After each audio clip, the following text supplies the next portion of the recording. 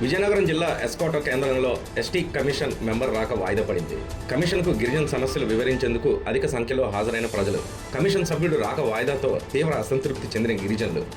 హాజరైన గిరిజనులతో DCMS chairman Gompakrishna media సమావేశం నిర్వహించారు. రైతుల శ్రేయస్సే ప్రభుత్వ లక్ష్యమని, నిజమైన ప్రతి రైతుకు న్యాయం జరుగుతుందని హామీ ఇచ్చారు. ఈ ప్రాంత అభివృద్ధికి అడ్డుపడొద్దని విన్నపం చేశారు.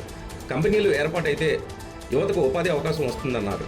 నిజమైన జిందాల్ బాధితులు వారి వద్ద ఉన్న అర్హత పత్రాలతో ఎమ్మెల్యే, ఎంపీ లేదా నన్ను కలిశాక తప్పక న్యాయం చేస్తామని హామీ ఇచ్చిన గొంప. కర్మాగారం కోసం అని ల్యాండ్ ఎక్విజిషన్ అయితే జరిగిందండి. ఆ టైంలో మా తండ్రులు కానీ మా పెద్దలు కానీ ఆ రోజుల్లో సరే ఉపాధి అయినా దొరుకుతుంది, మా పిల్లలకైనా కొంత ఉపాధి దొరికి కొంత నిరుద్యోగ సమస్య తీరే విధంగా ఉంటుందని చెప్పేసి ఆ రోజు ఒక రకంగా భూములు ఇవ్వడం అయితే జరిగిందండి. అది అవుతుందని ప్రభుత్వాలు కాస్త మారుతున్నప్పుడు కూడా అది డిలే అవుతూ వచ్చి ఇప్పుడు కూడా అది కార్యరూపం దాల్చలేదండి.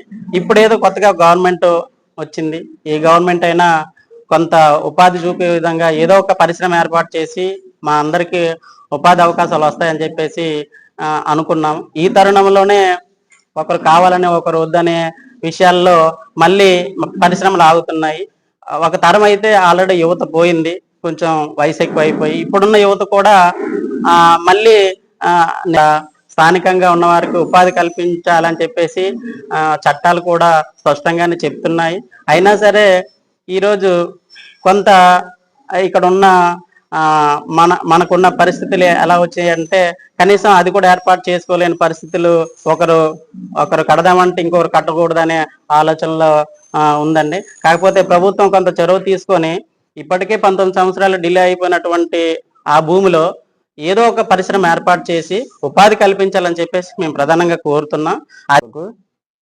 మా విజయనగరం జిల్లా చైర్మన్ గారికి, గొంపకృష్ణ గారికి మాకు ఇచ్చే ఒక అవకాశం ఇచ్చినటువంటి పెద్దలందరికీ ధన్యవాదాలు. ముందుగా మాది ముసిడిపల్లి పంచాయతీ చీడిపాలెం గ్రామం. మాది సుమారు ఒక 5 ఎకరాలు ప్రభుత్వ భూమి నష్టపోయాం మేము 2007-8 సంవత్సరంలో. అప్పుడు పరిశ్రమలు వస్తాయనేసి దౌర్జన్యంగా అప్పుడున్న ప్రభుత్వం భూములు తీసుకుంది. మా తాతల నాటి నుంచి ఎప్పుడో సాగులో ఉన్నటువంటి భూమి మాకు ఉపాధి కల్పించినటువంటి చెట్లు కూడా తీశారు. అయితే మా పెద్దలైనా మేమైనా ఆ రోజు ఆశించింది ఏంటంటే, మేము ఒక రైతు కానీ నష్టపోయినట్టయితే సుమారు మా పంచాయతీలో అందరికీ మా ఒక్క కుటుంబంలో నష్టపోయినంత భూమిలో ఏ ఫ్యాక్టరీకి అయినా ఉపాధి కలుగుతుందనేసి ఆశతో మేము ఇచ్చాము. అలాగే మా ముసిడిపల్లి పంచాయతీలో చినకండిపల్లి రెవెన్యూ, చీడిపాలెం రెవెన్యూ ఉన్న భూమి సుమారు 300 ఎకరాల్లో. అప్పుడు మాకు ట్రైబల్స్ పద్ధతి ప్రకారం ఏంటంటే, ఇంట్లో కుటుంబ పెద్ద ఎవరైతే ఉన్నారో 4 ఎకరాలు అవ్వచ్చు, 6 ఎకరాలు అవ్వచ్చు, 2 ఎకరాలు అవ్వచ్చు ఉండేది. కుటుంబం విడిపోయిన తర్వాత కుటుంబంలో ఒకే పెద్దగా ఉండిపోయిన పర్సన్కి 6 నెంబర్ కల్పించారు. పేమెంట్ వచ్చే టైంలో ముందుగా సుమారు ఒక 6-7 సంవత్సరాల ముందుగా కుటుంబాలు విడిపోయాయి. ఉపాధి మొదటి కుటుంబంకే చెల్లుబడి అయింది, రెండో కుటుంబం నష్టపోయింది.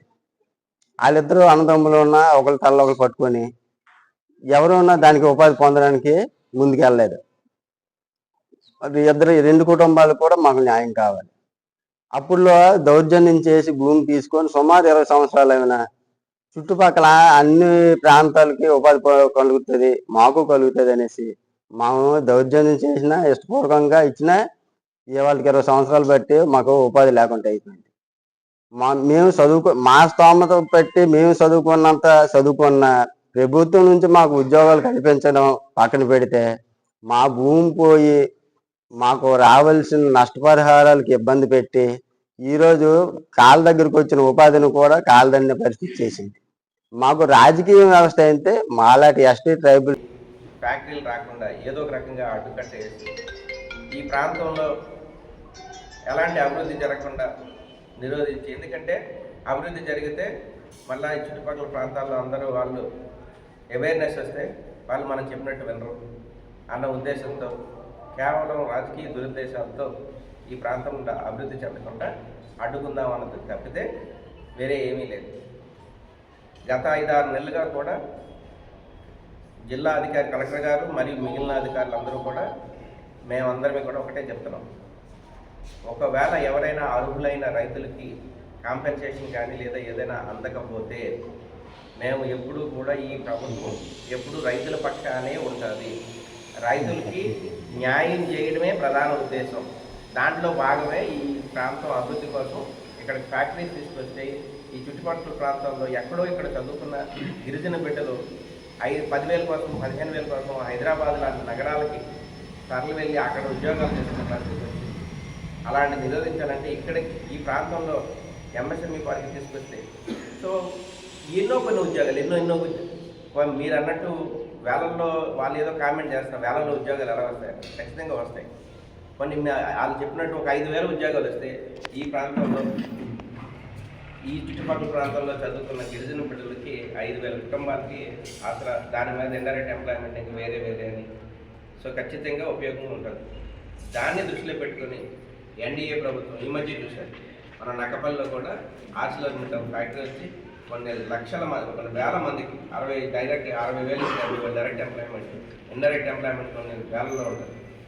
సో ఎందుకంటే ఎన్నికలకు ముందు ఎన్డీఏ కూటమి ఈ 25 సంవత్సరాల కాలంలో 20 లక్షల ఉద్యోగాలు కల్పన చేస్తాము అని చెప్పాము. 20 లక్షల ఉద్యోగాలు కల్పన చేయాలంటే ఈ రాష్ట్రంలో ఉన్న ప్రతి మారుమూల ప్రాంతంలో ఎక్కడ అవకాశం దొరికితే అక్కడ పరిశ్రమలు తీసుకొచ్చి పరిశ్రమలు వస్తేనే ఎంప్లాయ్మెంట్ క్రియేట్ అవుతుంది. గవర్నమెంట్ ఎంప్లాయ్మెంట్ ఎంత ఉంటుంది? సంవత్సరం ఉంటే 15,000 20,000, మన డిఎస్సీ తీసిన 16,000, పోలీసులు వాళ్ళకి ఉంటే ఒక 30-40,000. కానీ ఆ రోజు మేము ప్రామిస్ చేసింది 20 లక్షల ఉద్యోగాలు. 20 లక్షల ఉద్యోగాలు కల్పన చేయాలంటే ఎక్కడో వైజాగ్లోనో లేదా ఒక పట్టణ ప్రాంతాల్లోనే సాఫ్ట్వేర్ వస్తే 20 లక్షల ఉద్యోగాలు కల్పన రాదు. 20 లక్షలు రావాలంటే ఈ రాష్ట్రంలో ఉన్న ప్రతి మారుమూల ప్రాంతంలోనూ ఎక్కడ అవకాశం ఉంటే అక్కడ పరిశ్రమలు తీసుకొస్తే ఖచ్చితంగా ఉద్యోగాల కల్పన జరుగుతుంది. ఈ ప్రాంతంలో ఎవరైతే రైతులు ఉన్నారో ఆ రైతులకు ఒకవేళ ఎవరైనా సరే అర్హులైన రైతులకి కాంపెన్సేషన్ అందకపోతే ఎంపీ గారు కానీ ఎమ్మెల్యే గారు కానీ లేదా వాళ్ళ దగ్గరలో లేనప్పుడు మా దగ్గరికి ఎవరికి వచ్చినా ఖచ్చితంగా మేము అధికారుల దృష్టికి తీసుకెళ్ళి మీకు అర్హత ఉంటే మీకు డబ్బులు ఇప్పించే బాధ్యత మాది. దాంట్లో ఎలాంటి సందేహం లేదు. ఎవరైనా సరే ఇగో మాకు ఇది ఉంది, అన్నీ ఉన్నాయి, ఎలిజిబిలిటీ ఉంది, ఇంతకుముందు డిక్లేర్ చేశారు కానీ మాకు డబ్బులు రాలేదని మమ్మల్ని సంప్రదించండి. మీరు ఎమ్మెల్యే గారి దగ్గర ఎమ్మెల్యే లలిత్ కుమార్ గారి దగ్గరికి వెళ్ళినా పర్వాలేదు, లేదు ఎంపీ గారి ఆఫీస్కి వెళ్ళినా పర్వాలేదు, లేదు మా ఆఫీస్కి వచ్చినా పర్వాలేదు. రైతులకు మేలు చేయడమే మా ప్రధాన ఉద్దేశం. మీరు ఒక్కసారి ఆలోచించండి. ఈ ప్రాంతంలో 5,000 ఉద్యోగాలు జరిగితే ఈ ప్రాంత అభివృద్ధి ఎంత బాగుపడుతుందో మీరు ఆలోచించండి. మేము కోరుకుంటున్నది అదొక్కటే. అలా కాకుండా దీన్ని వేరే రాజకీయ ఉద్దేశాలు మీకోసం, మీరు భవిష్యత్తు రాజకీయ పరిస్థితుల కోసం ఈ ప్రాంతాన్ని ఇప్పటికే 15 ఏళ్ళు 20 ఏళ్ళు మీ ఈ ప్రాంతాన్ని సర్వనాశనం చేసింది.